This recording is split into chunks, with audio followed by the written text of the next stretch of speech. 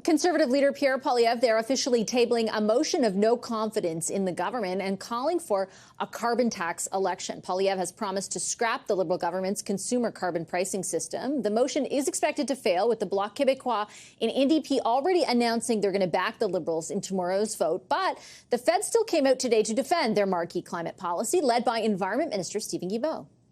Hi, Minister Guilbeault. Good to welcome you back to our studios. Thank you for making the time. Pleasure to be here. I appreciate it. I listened to your press conference in detail today, and I wanted to start off with a very simple question. Is there any chance on April 1st that your government does not increase the price on carbon?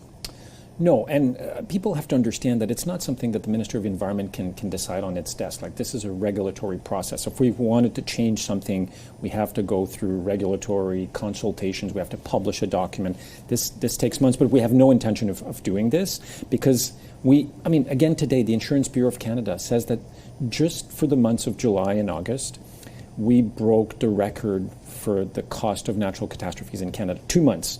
And 2024 is already the costliest summer year so far in terms of environmental impacts due to climate change. So we need to keep acting, because otherwise we'll never see the end of it. And I certainly do take your point on that, and I listen very carefully to the way in which you and your colleagues have consistently been describing the significance, in your view, of this policy.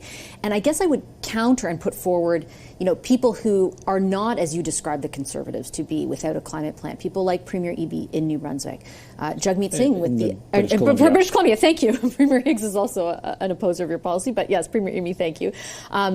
Premier Fury out in Newfoundland and Labrador, a Liberal. Jagmeet Singh, Bonnie Crombie, the leader of the Ontario Liberals. These are not people who say climate change isn't real or we shouldn't do anything. But they have deduced that there is not the collective buy-in necessary to put forward the consumer carbon tax. Why is that argument lost on you? Well, it's not lost on me. I mean, it's difficult. And sometimes showing leadership is doing things that are difficult. We could say, okay, well, we'll give up because it's too hard, it's too complicated. But unfortunately, those people, including some that I really respect, have yet to show how we make up for the lost in terms of being able to reduce our climate change pollution. Like, this measure alone will give us 10% of our overall emission reduction by 2030. If there's another measure out there that comes at no cost to Canadian taxpayers, and that would allow us to reduce 10% of our overall greenhouse gas emissions by 2030, I'll take it right away. I've been looking at this for 30 years, and it doesn't exist. So your contention is there is no other policy that could displace the consumer portion of the carbon tax. The NDP, for example, puts forward that an intensification of the industrial side of the carbon tax. We've already done that. And so you're not prepared to do any more on that end? The price on pollution continues to go up. Including for large polluters. We had a revision of the industrial price a year and a half ago. We're in the process of starting another review. We do that on a regular basis. It's already baked in to the system. So this idea that we didn't think about that, we have, and it's already scheduled. Like, it's already happening. So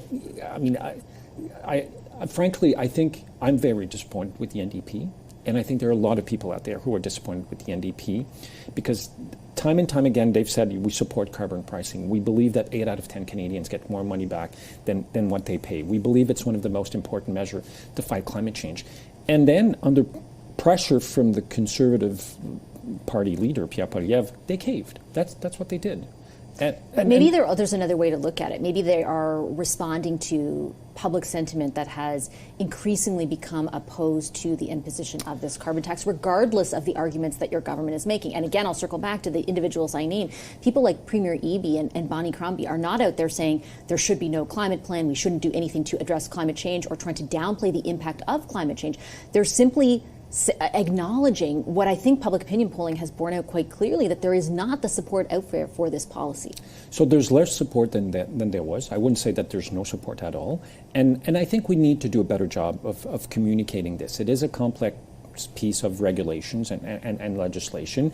And it is true that, it's easier to say acts of tax than to explain the whole process of why we're doing this and how it works. We need to do a better job at communicating this, and we will continue to be doing that. And we've started making some changes. We have other changes in terms of how we communicate, how we talk about this that are coming out the door. And we're confident that we can get back the support of many Canadians for this. Are you sure that you can? And I put to you, for example, the question of affordability, because I think what you have done, and I've listened to it consistently again, is really push back against the idea that Canadians feel that this is something that impacts their own cost of living, right? And you point to the rebate and the analysis that has been done Bank that show of Canada. Sure. There is an additional analysis, though, that has been done by the Parliamentary Budget Officer that looks at the cumulative economic impact. So not just fiscal impact of indirect and direct, but with the rebate, but the cumulative economic impact. And it says that for Canadians, their overall costs, which now include the fuel charge and GST paid and lower employment and investment income, exceed the rebate and the induced reduction in personal income taxes arising from the loss in income. There is an argument to be made that Canadians do feel the imposition of this has affected their affordability and the overall economy. The Parliamentary Budget Officer also recognized that he did not take into account the cost to Canadians of climate change. Those $7 billion that we were talking about earlier, we're all paying for this. Like, no one gets a bill at home and say, okay, well, this is your portion of the overall Canadian bill for climate impacts this year, but we are paying it. And it's gone up 10 times compared to just about 10 years ago. And it's going to continue going up unless we tackle climate change. And it's easy to say, oh, Canada only accounts for a small portion of the overall emissions. But if we're not doing it here, how can I go and talk to China or India or other large polluters in the world and say, listen, folks, we have to work together and find a solution to this, because otherwise all of our population, regardless of where you are and who you are, will suffer from this. I think if I understand, though, the concern that Canadians, as they direct it to me, it's the argument that your government makes that without the carbon tax, we won't be able to meet our climate targets. We will not be able to counter the impacts of climate change, as if it's some sort of panacea in order to address that. And why they say, hey, we're just a small portion of it is because I think that's also true, right?